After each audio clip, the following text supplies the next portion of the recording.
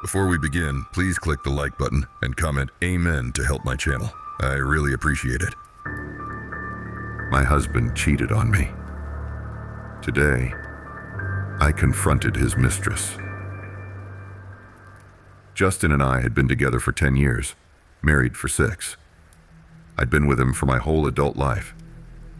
We'd been dating since I was 17 and he was 18. I always thought he was my soulmate, the man I wanted to grow old with. Turns out I was wrong. I was devastated when I found out. Yes, Justin had been staying out later than usual, and his explanations were usually flimsy at best. I'm not stupid. I had my suspicions, but I think I just really didn't want to come to terms with the fact that my husband was seeing another woman. Honestly, I might have gone years without discovering the truth, but Justin got sloppy. "Welcome home, honey. Fun night out with the guys after work again?" "Uh-huh," Justin grumbled, brushing past me. "I made dinner if you're hungry. Beef tips and rice. I know it's one of your favorites." "Ate at the bar. I'm going to bed," he muttered, steadying himself against the wall before woozily clomping up the stairs. My heart sank. Nights like those were becoming more and more frequent. I loved my husband. All I wanted was to spend a little quality time with him after a long day at work. But he couldn't even spare me a few minutes. I glanced up at him as he lumbered up the steps, a tear trickling down my cheek. In an instant, any sadness that I felt was replaced with burning rage. Because when Justin passed underneath the overhead light, I saw what appeared to be a hickey on the side of his neck. A cocktail of emotions swirled within me. Despair, resentment, betrayal. They all hit me like a ton of bricks. I was stunned. I didn't know what to do. I mean, who would? The man I had been head over heels for all that time had stabbed me in the back. I was in disbelief. I stumbled to the kitchen, pulling out a chair before I could collapse. I stared into space, trying to make sense of what I'd seen. I sat there for a long time, deep in thought. After a while, I felt numb, like my entire personality had been flushed down the drain, leaving nothing but an empty husk. Then, a thought flashed across my mind. I'd been mistaken. That had to be it. Just a mere trick of the light. It was a pretty dimly lit hallway, after all. Whatever the case, I had to know. I tiptoed upstairs, abandoning my dinner. I crept up to our room as quiet as a church mouse, before lightly pushing open the bedroom door. Justin was fast asleep. I didn't waste any time. I rushed across the room, careful to avoid any squeaky floorboards, and I inspected Justin's neck. His snores grew louder as I approached. He always was a heavy sleeper. I cursed when I got a closer look. Justin was sleeping on his side, and I was not going to try to roll him over. I glanced around, searching for anything that might provide concrete evidence. My eyes fell to the bedside table. Bingo. I snatched Justin's phone from his charger. I held my breath as I pressed his meaty thumb onto the screen to unlock it.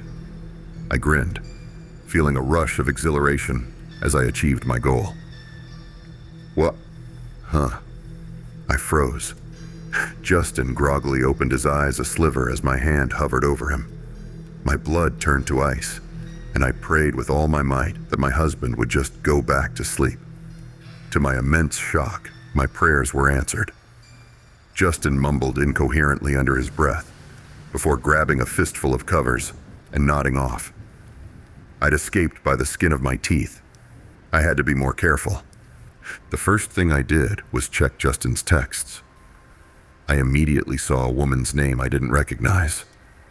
My heart shattered when I read the messages. "Hey baby, last night was incredible. See you again after work today." "You're damn right," I wish you never had to leave. What about that wife of yours, though? Won't she get suspicious? Her? Not a chance. Even if she does find out, she won't leave. I could murder a baby in front of her and she'd still think I was a saint. A deep-seated rage bubbled within me. Did Justin really think that little of me? He clearly saw me as nothing more than a spineless, codependent pushover. Well, I'd show him. I screenshotted the evidence, scrolling through dozens of nude photos that I hadn't taken, and sent everything to my number. I deleted any proof of my snooping, then replaced Justin's phone on the charger. I stormed out of the room, grabbing my keys as I went. I made it halfway across the living room when the realization hit me. I had nowhere to go. All my family lived 7 hours away. It was too late to book a decent hotel, and I really didn't want to drag any of my friends into my drama. Not yet, at least. That left me with one option. I had to sleep on the couch. I plopped down onto the sofa and sighed. I didn't want to have to confront it, but I knew what I had to do. In the morning, I was going to find a lawyer and start the divorce process. The thought alone was enough to break me. No matter how hard I tried, I couldn't hold back my tears any longer.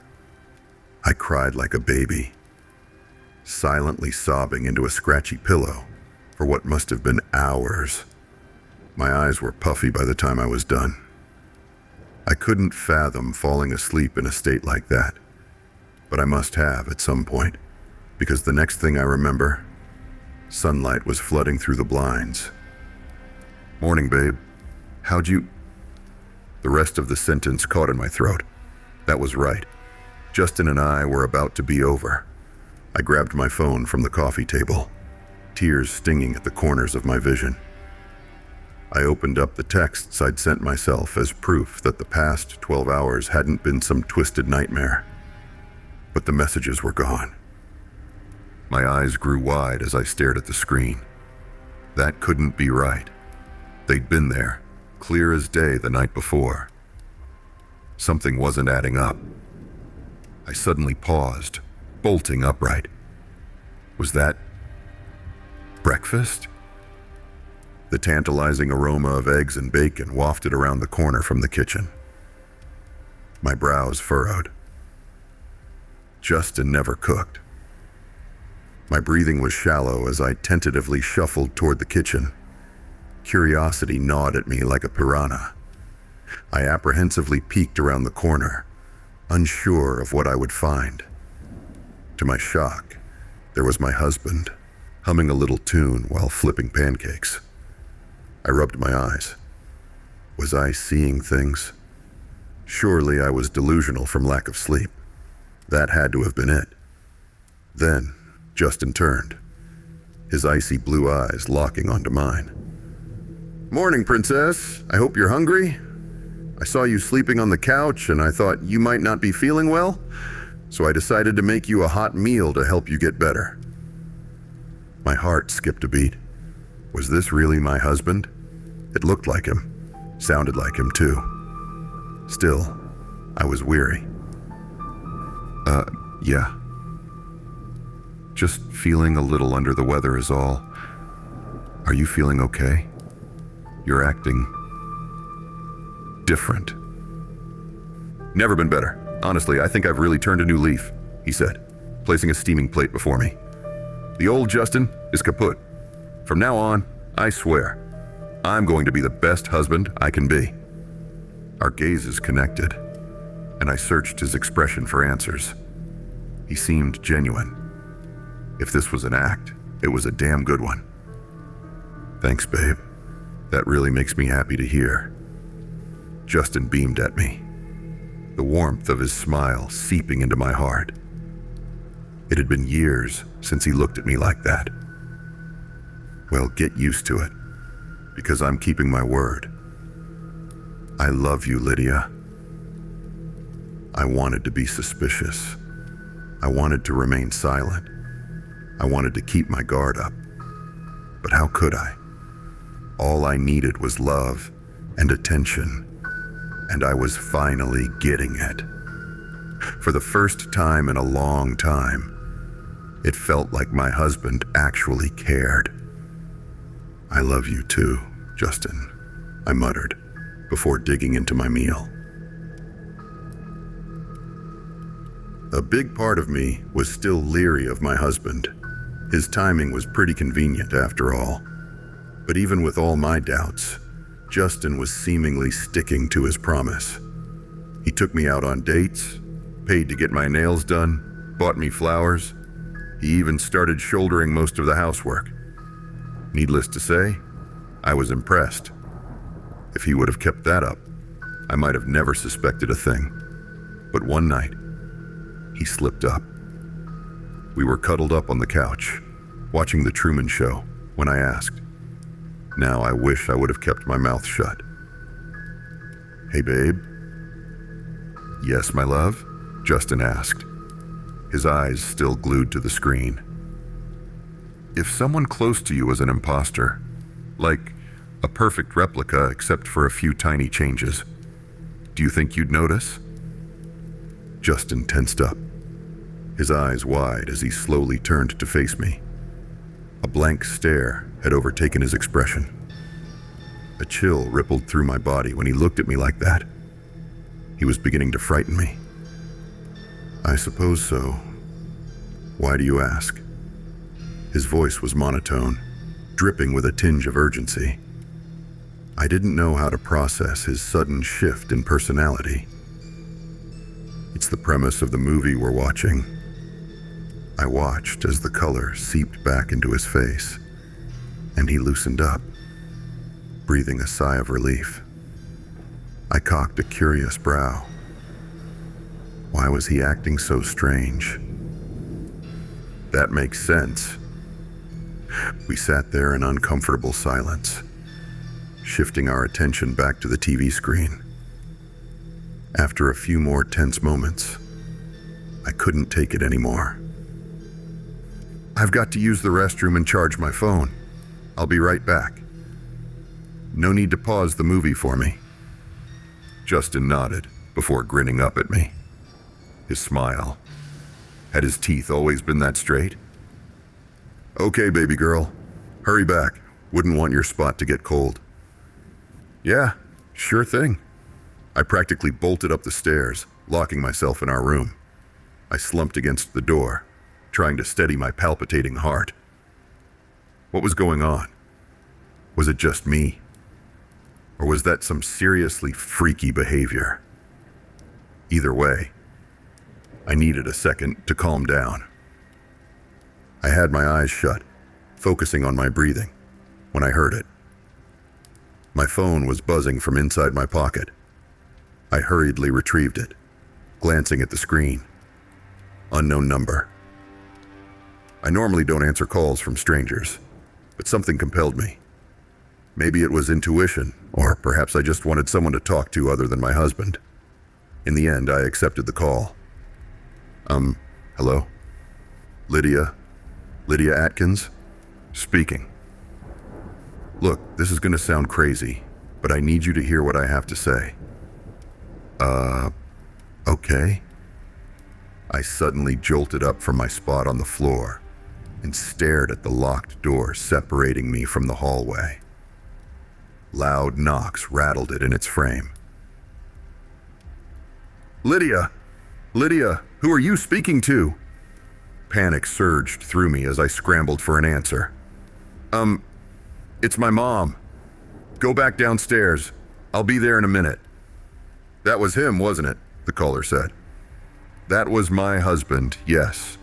Why do you ask?" I whispered, putting as much distance between myself and the door as possible. "Lydia, I need you to hear me out. Can you promise me that you will?" The pounding on the opposite side of the room grew even louder. "Lydia, don't listen to her. She's a fucking liar." My stomach began to twist itself into knots. How did he know? I'm listening. I'll hear what you have to say." The woman on the other end of the line breathed an audible sigh of relief. "Okay. My name is Adeline, and Justin and I have been seeing each other for about 9 months. That man in your house is not your husband." My blood turned to ice, and I began to tremble. "No, that couldn't be true." In a shaky voice, I asked the question that will haunt me until I die. "How do I know you're telling the truth?" There was a long pause, the bangs outside my door reaching a nauseating crescendo. When Adeline answered, I knew without a shadow of a doubt that I was in serious danger. "Lydia, for the past week, Justin has been living with me." "Adeline, if that's not my husband, then who is it?" I tried to be calm, to think rationally, but Adeline must have picked up on the fear in my tone. "Look, I don't know, but try to get out of the house if you can. I'm going to send you my address, and I'll explain everything in person. I have to go. I'm sorry." The line went dead. All the while, the hammering continued to escalate. "Lydia, unlock this fucking door. I swear, if I have to break this damn thing down, I will." Those words sent a chill down my spine. Justin had only raised his voice at me a handful of times in the decade that I'd known him, and none of them were as threatening as that. I stood there, momentarily stunned, but a hard kick from the other side of the door was all I needed to spur me to move. I snatched my keys from the bedside table and raced to the window overlooking the front lawn. I hurriedly unlocked it and began to pull. "Come on, you piece of shit, open," I muttered, a massive surge of adrenaline aiding my efforts. With one final heave, the window gave way, and not a moment too soon. The door began to splinter and crack. A few more hearty blows, and it was done for. I didn't have any time to waste. I punched out the screen, watching it tumble onto the shingles below. I took a deep breath before hoisting myself onto the roof. I had one leg out the window when it happened. Whoever, or whatever, was pretending to be my husband finally managed to get inside. My eyes grew wide as he charged toward me. "Lydia, don't do this, I can explain." I didn't want to hear what he had to say. Maybe that was stupid of me. Maybe I should have stayed and talked things out. But in that moment, Adeline's words kept surfacing to the forefront of my mind. Now, I can only pray that I made the right choice. I pulled myself the remainder of the way out and slid down the roof, desperate to escape my pursuer. I yelped as I felt fingernails graze my arm. My heart jackhammered in my chest as I fell onto the grass. I scrambled to my feet, somehow unscathed, aside from a few minor scratches, and bolted to my car. I flung open the door, threw myself inside, and jammed the keys into the ignition. Before I peeled out of the driveway, I briefly glanced up. Justin's look-alike was standing in the window, glowering at me. A devastating sense of dread consumed me as our eyes locked.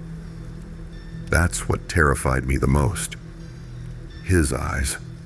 They were burning with rage, but something about them felt wrong.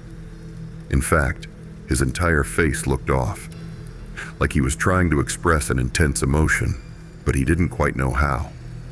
That instantly destroyed any qualms I had about leaving. I slammed the car into reverse and floored it.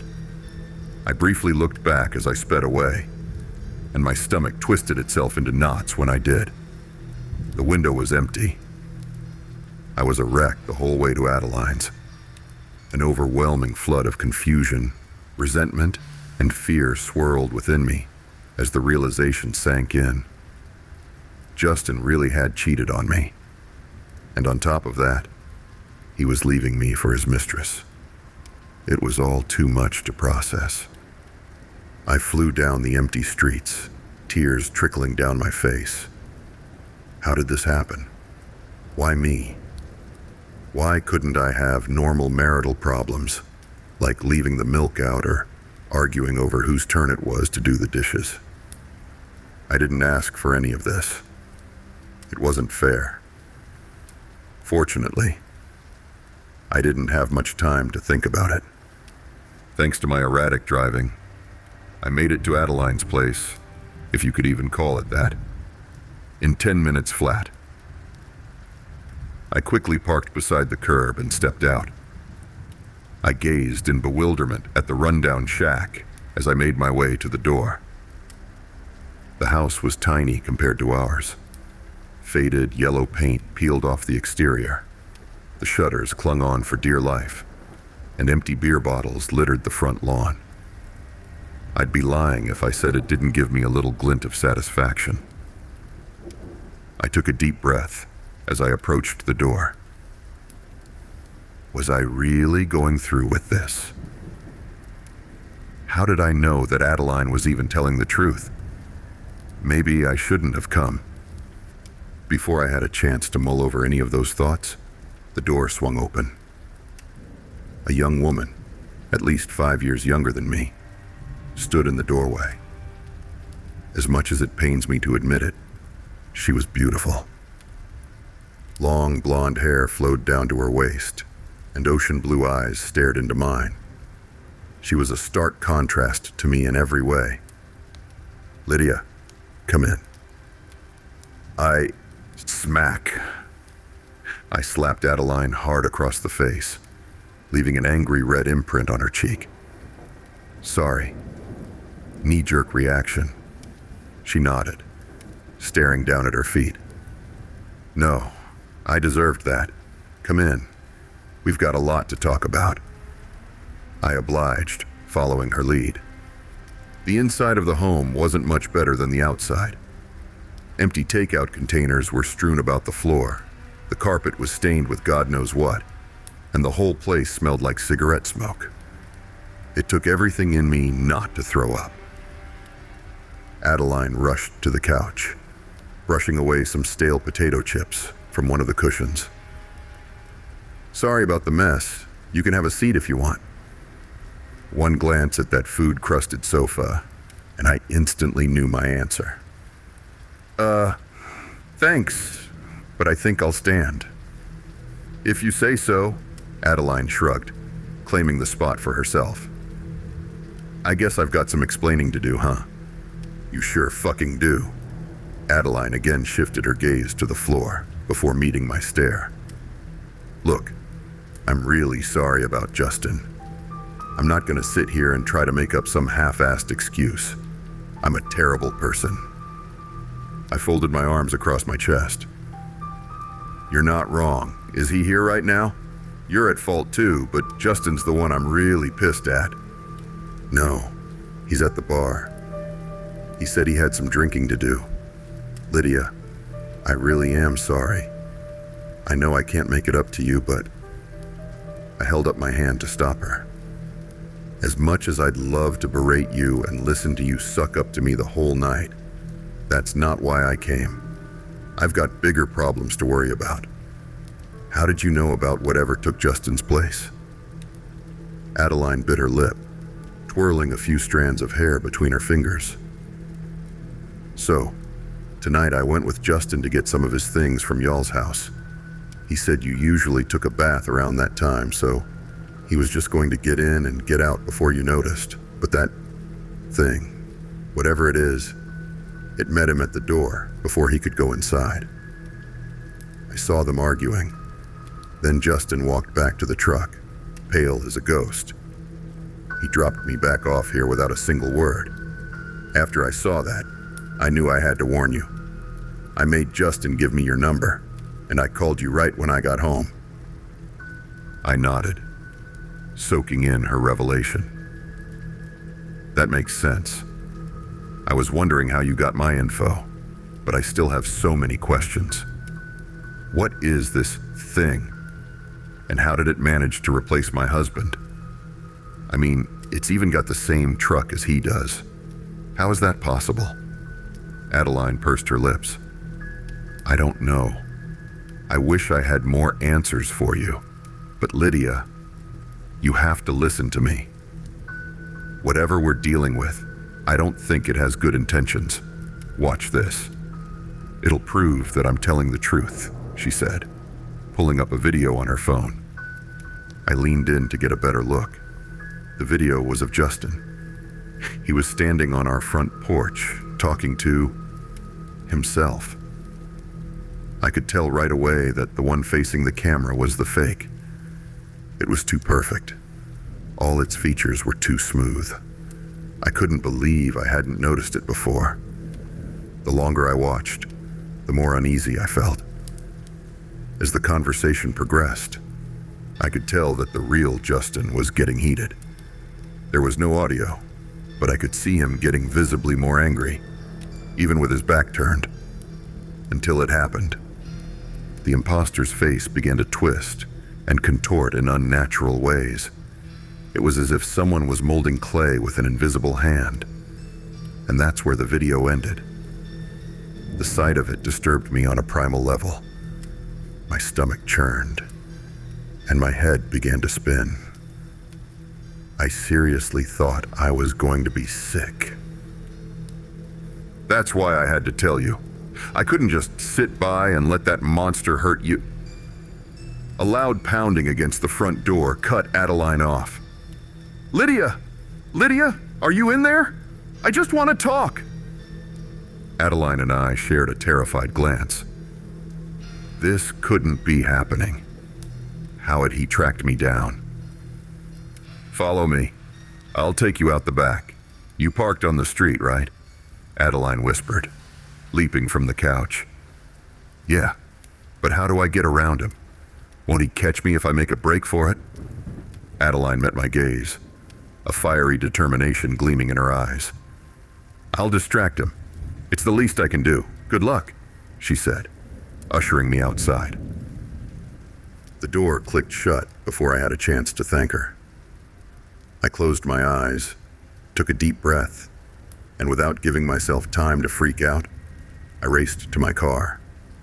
I squeezed my keys with a vice grip as I ran, the world around me devolving into a blur of colors.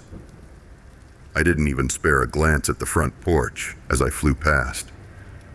I was too focused on making it off that property alive. I was mere inches from the safety of my car. I was so close. But then, I heard it. Lydia, why are you running? Come on, don't be like this. I fumbled with the keys and scrambled to hop into my car. Justin 2.0 sprinted toward me at an inhuman speed. Behind him, the door to the house was hanging wide open, and Adeline was nowhere to be found. I hurriedly turned my attention back to the steering wheel. I slammed on the gas, my tires squealing as I sped away. I glanced in the rearview mirror, and my heart nearly stopped. The false Justin was standing beneath a street lamp. I don't know if it was my nerves or maybe the poor lighting, but I could have sworn that when I looked back, he was smiling. And for a moment, I was sure that I saw blood dribbling down his chin. I hyperventilated, tears flooding down my cheeks as I sped away. Once I was satisfied with the amount of distance I'd put between myself and Justin's doppelganger, I rolled into a gas station and parked at one of the pumps. I felt so lost, so confused. What the hell had just happened? Why did this thing want to track me down so badly? And Adeline? What had he done to her? I wasn't sure I wanted the answer to that question. I took a deep breath, trying to steady my palpitating heart. It's going to be okay. Just calm down and come up with a game plan. It'll all be over soon, I muttered, staring reassuringly at myself in the rearview mirror. I didn't truly believe that, but I had to do something. I couldn't afford to keep crying my eyes out and waiting there like a sitting duck. I needed a plan, so I did the only thing I could think to do. I hopped out of my car and prepaid for gas. My head was on a swivel as I inserted the nozzle of the tank. The gas station was desolate, save for an older gentleman smoking a cigarette by the front door. My foot tapped against the concrete as the fuel gauge slowly ticked up. My heart pounded like a jackhammer the entire time, just waiting to see that familiar red truck pulling in beside me. But it never did. I breathed a sigh of relief, placing the fuel pump back into its compartment. I glanced back at the man by the door for a split second before jumping back into the driver's seat. He was talking on the phone now. And was he grinning at me? I didn't want to wait to figure out what he was planning. I zipped down the road and onto the interstate.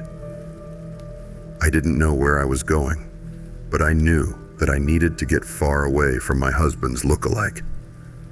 Once I was on the open road, and all the fear had begun to dissipate, it hit me. Everything. The cheating, the lies, the betrayal, all of it. It all crashed down on me like a tidal wave. What hurt the most was the false sense of security I was lulled into. I had let myself believe that Justin had changed, that he'd turned a new leaf with no provocation whatsoever. The thought that all that time, none of the love I'd been given was even real, it shattered my heart all over again. I'm not ashamed to admit that I cried. I sobbed uncontrollably as I continued down sparsely populated roads. I didn't want to be on the run from some unknown entity. I wanted to go back home and take a nice warm bath, but I knew I couldn't do that. I had been driving for a little over 3.5 hours before I started to get low on fuel again. I pulled off on the nearest exit. By that point, the adrenaline had worn off, and I was starting to get tired. I soon found myself at a rundown Motel 6 in the middle of bumfuck Egypt. The red and blue sign flickered as I pulled into the parking lot, a great indicator of the quality of the room I'd be staying in. I took a deep breath and looked at myself in the mirror.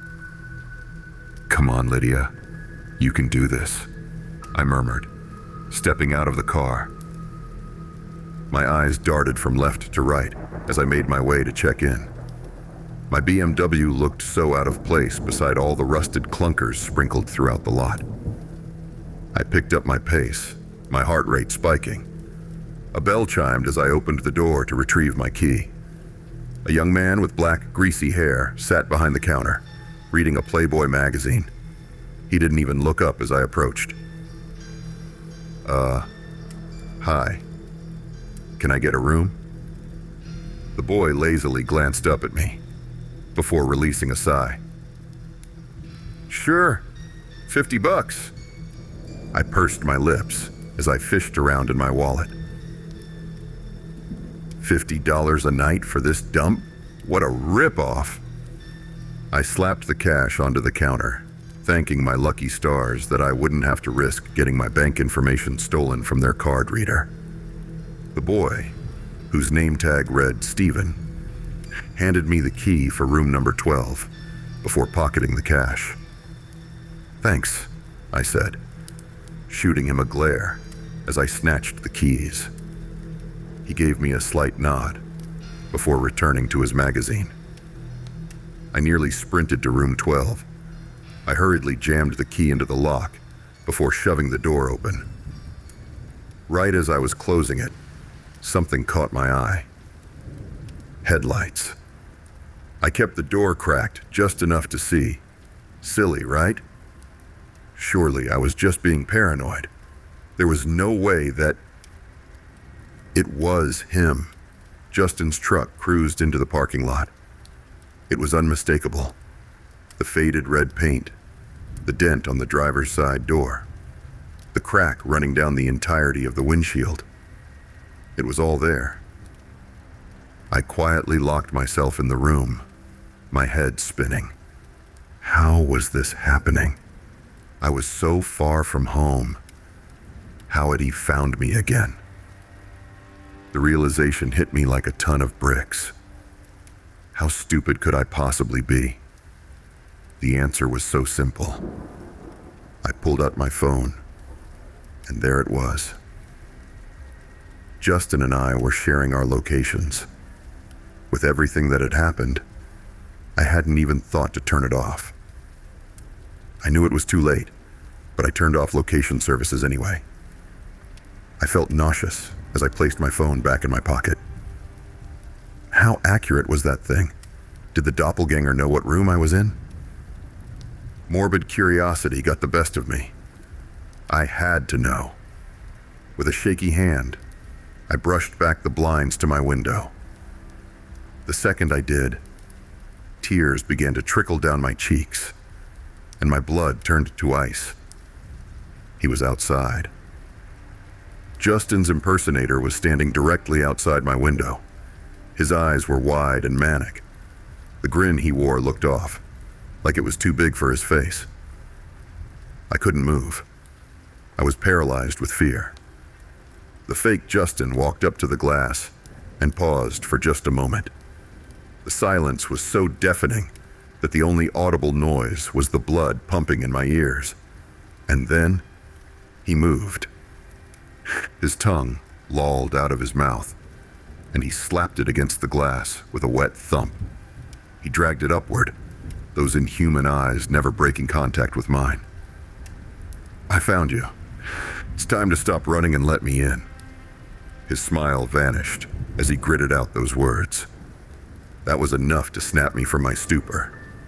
I let the blinds fall over the window and stumbled backward, nearly crashing into a table. That's where I am now, writing this at that table. I'm done for. It's only a matter of time before he breaks in. I phoned the front desk, but no one answered. I called the police too, but response times are slow this far out in the boonies. This will most likely be my final update. If the cops don't show up on time, I don't know what he'll do to me. My hands are trembling as I type this. He's trying to kick the door down, and I don't think it's going to hold. To anyone reading this, please, please listen to me. If you notice a sudden change in a loved one's personality, don't brush it off, because it just might be this thing wearing their face.